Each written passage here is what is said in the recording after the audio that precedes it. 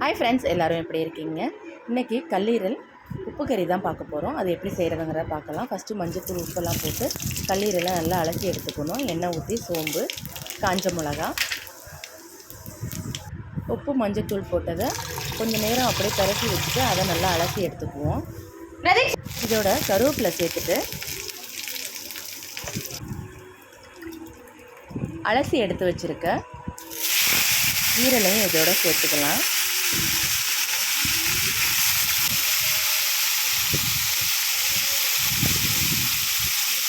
எல்லாத்தையும் நல்லா சேர்த்துட்டு உப்பு,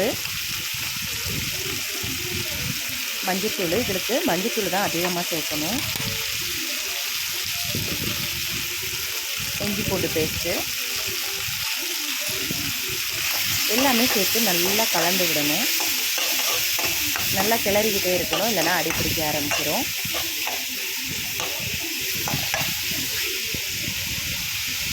நல்லா கலந்து விட்டுட்டு இது அப்படியே அந்த ஈரல்லேருந்து நல்லா தண்ணி வர ஆரம்பிக்குது. அந்த தண்ணியே போதும், தண்ணி நம்ம சேர்க்க வேணாம்.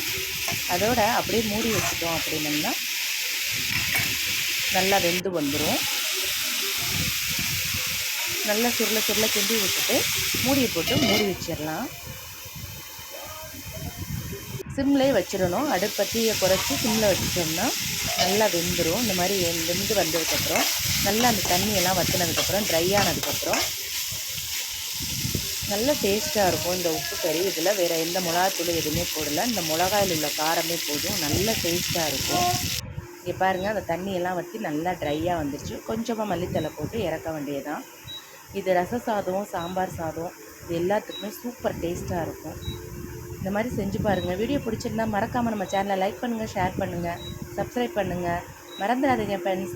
பாய் பாய், டேக் கேர்.